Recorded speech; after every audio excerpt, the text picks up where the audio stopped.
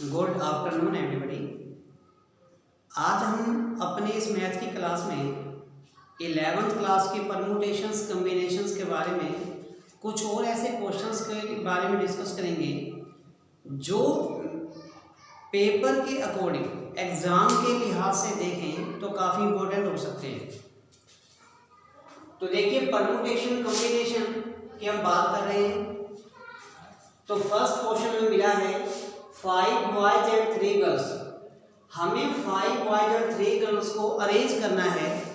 मैं यहाँ स्टेटमेंट फिर से डिस्कस कर दूँ कि 5 बॉयज और 3 गर्ल्स को अरेंज करना है और ऐसे अरेंज करना है सो दैट नो 2 गर्ल्स में सिट टुगेदर, कि कोई भी 2 लड़कियां एक साथ ना बैठ पाए। फिर से देखिए, वी हैव 5 बॉयज और 3 गर्ल्स। अब ये कहता है कि जो कंडीशन है that is for only girls not for boys. तो हम पहले ये देखें 1 2 3 4 5। तो ये जो 5 बॉयज हैं, इन 5 बॉयज को हम किसी भी तरह से अरेंज कर सकते हैं। मैं यहाँ लिख रहा हूँ B B B B B B for boys. तो इसका मीनिंग हम इसको इस तरह से लिखें, 5 boys can be arranged in 5 factorial ways. That is 120. 5 factorial, you know very well, that is 120. और अब देखिए, after arranging the boys, अब क्या मिलता है? देखिए, अब ये कहा हुआ है कि बॉयज कहीं भी बैठ सकते हैं लेकिन कोई भी 2 लड़कियां एक साथ नहीं बैठ सकती। इसका मीनिंग गर्ल्स के लिए जो पोजीशन मिलेगी, देखिए गर्ल्स यहाँ पे आ सकती हैं, यहाँ पर आ सकती हैं, यहाँ पर आ सकती हैं, यहाँ पर, यहाँ पर और यहाँ पर। टोटल 1 2 3 4 5 6 प्लेसेस बचे हैं अब इन गर्ल्स के लिए। और हम लिखेंगे after arranging the boys 6 places are there for 3 girls. Therefore, the 3 girls can be arranged in. अब 3 गर्ल्स को अरेंज करना है तो 6 में से कोई भी 3 प्लेसेस लिए जा सकते हैं। तो 6 p 3 ways. Therefore, total arrangements कितने हो गए? आप चेक करें, टोटल अरेंजमेंट कितने हो गए? टोटल अरेंजमेंट हो गए 5 फैक्टोरियल हमको पहले मिला था, 6 p 3 हमने अब ले लिया। तो अब इसे सोल्व करेंगे तो 120 यहाँ से मिलता है जो 5 फैक्टोरियल की वैल्यू थी। और 6 p 3 का मीनिंग बिल्कुल क्लियर है, हम कह सकते हैं 6 multiply 5 multiply 4 multiply 3 factorial divide by 3 factorial. तो 3 फैक्टोरियल यहाँ से कैंसिल होगा। अब यहाँ से 120 मल्टीप्लाई जब इसको करेंगे 6 × 5 × 4, ये 120 आएगा तो 14400, that will be the answer. That's mean these 5 boys and 3 girls can be arranged in 14,400 ways. 14,400. Now you can check the answer better.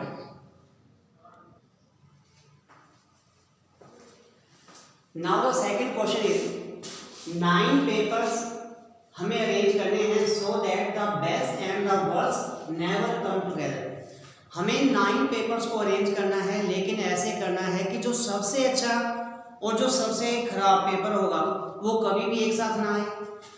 अब देखिए, यहाँ पर एक प्रॉब्लम ये है कि एक साथ ना आए तो उनके बीच में डिफरेंस तो कई जगह पर हो सकता है, कई समस्याएं हो सकती हैं। तो ऐसे क्वेश्चन को करने के लिए हम पहले ये देखते हैं 9 papers can be arranged without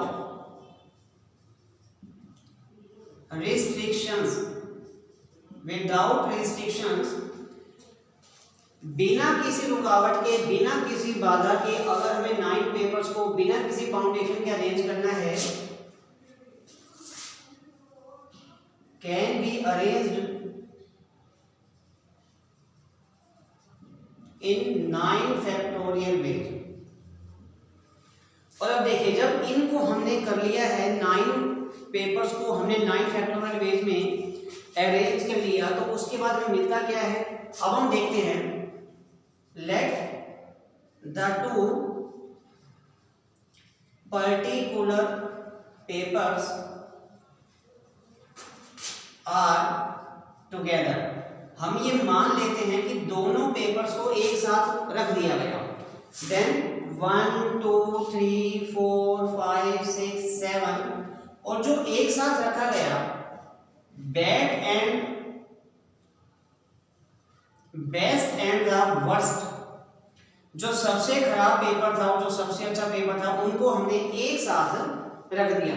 तो इनको हम 1 यूनिट मानेंगे। कितनी यूनिट मानेंगे? 1। So now there are 1 2 3 4 5 6 7 8। These 8 papers can be arranged in। अब देखिए अगर हम इन 8 पेपर्स को अरेंज करते हैं तो ये 8 फैक्टोरियल आ जाएगा। लेकिन ये जो बेस्ट एंड वर्स्ट है ये हमेशा सेम पोजीशन में रहे, ऐसे तो कोई गारंटी नहीं, क्योंकि ऐसा भी हो सकता है कि वर्स्ट पहले आ जाए बेस्ट बाद में आ जाए। तो ये बन जाएगा इन 2 फैक्टोरियल। ये हो गया total condition when 8 papers can be arranged. तो इसका मीनिंग ये हुआ कि विदाउट रिस्ट्रिक्शंस में से अगर हम इस रिस्ट्रिक्शन को माइनस करते हैं कि जब ये दोनों एक साथ हैं, तो जैसे ही माइनस करेंगे तो हमको मिल जाएगा कि number of ways when both papers are never together, therefore the required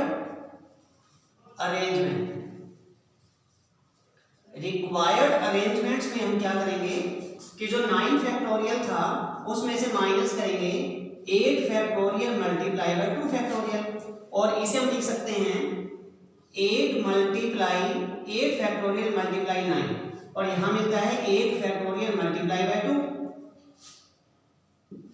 क्योंकि 2 फैक्टोरियल तो 2 ही रहेगा। तो 9 into 8 factorial minus 2 into 8 factorial, meaning ये हुआ कि 7 इंटू 8 फैक्टोरियल। और जब 7 इंटू 8 फैक्टोरियल करेंगे तो हम यहां से कैलकुलेशन करते हैं। 7 इंटू 8 फैक्टोरियल की कैलकुलेशन में मिलती है 2 8। आप कैलकुलेशन करके देखिए आपको समझ में आ जाएगा। 2 8 2 2 4 0 and that is the answer. Now you can check it.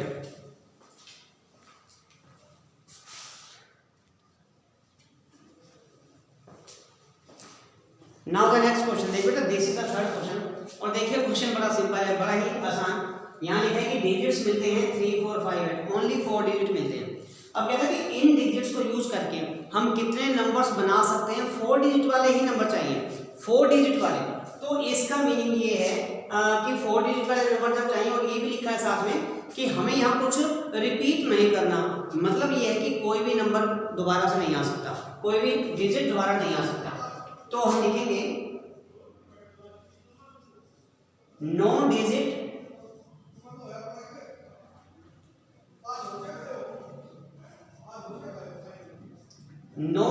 is repeated,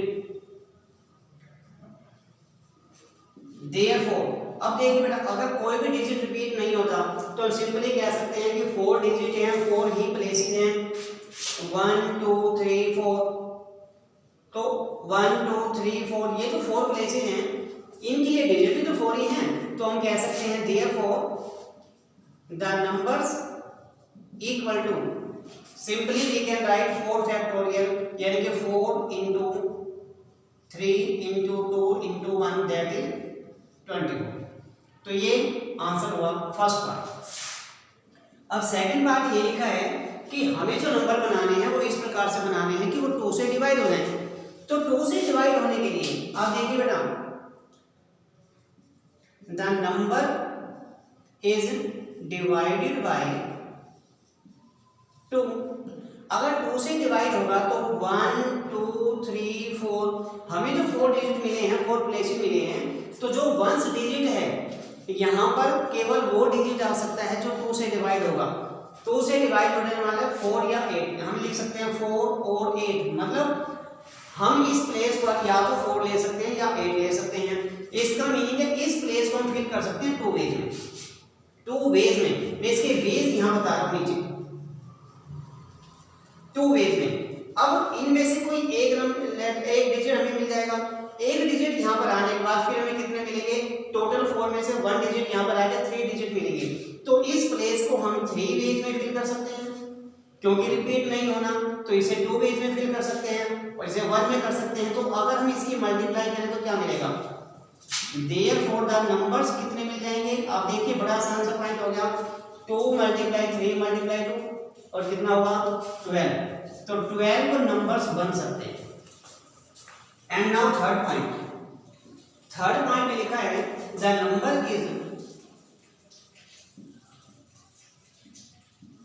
divisible by 5, और अगर नंबर 5 से डिवाइड होता है तो 1 2 3 4, हमें जो 4 प्लेसेस मिलते हैं इनमें से जो यूनिट डिजिट है इस पर केवल और केवल 5 आ सकता है, ओनली 5 यहां लिख सकते हैं। तो इसका मतलब जो वंस प्लेस है इसे हम केवल 1 वेज में फिल कर सकते हैं। यहां भी मैं उसी प्रकार बता रहा हूं, वेज यहां लिख रहा हूं। अब 5 यहां पर आएगा तो बाकी रहेंगे 3 डिजिट, तो 3 डिजिट में से 3 कोई भी 3 यहां पर आ सकते हैं, 3 में से कोई भी एक आ सकता है, और फिर यहां इस प्लेस को 2 वेज में, इसे 1 प्लेस में, तो देखिए इस तरह से फिल कर सकते हैं। तो दैट्स मीन अब मिलता है 2 × 3, therefore the numbers equal to 2 × 3, that is 6. Now you can check all 3 answer later. Check it.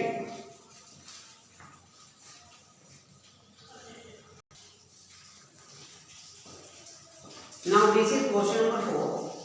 देखिए आपके सामने एक वर्ड लिखा है पेंसिल, PENCIL, पेंसिल, और अब क्वेश्चन ये है कि in how many ways can the numbers can be arranged, the letters of the word can be arranged. हम पेंसिल के लेटर्स को कितनी तरह से अरेंज कर सकते हैं, मतलब कितने वर्ड्स बना सकते हैं, जबकि कंडीशन ये है n is always next to e, n हमेशा e से आगे रहेगा।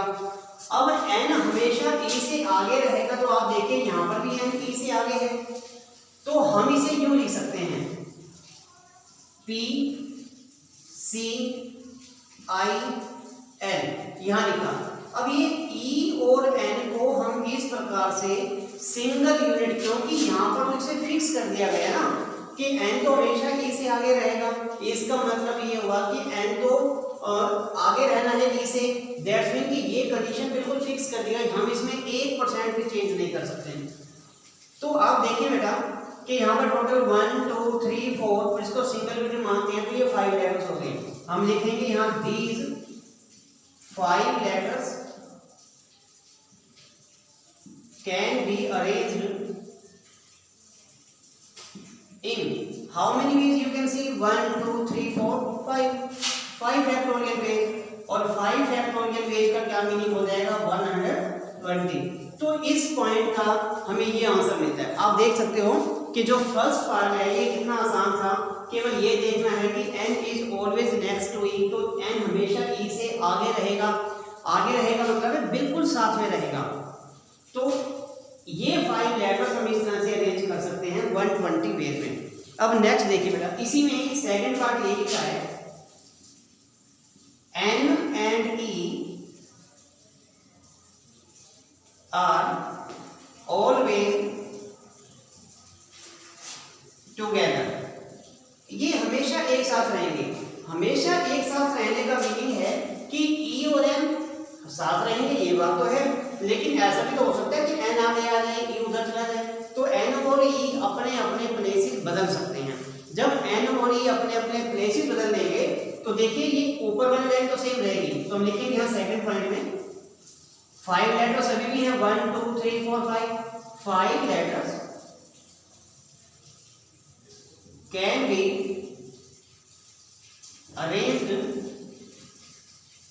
इन 5 फैक्टोरियल में, ये हो गया। And E and N can be arranged।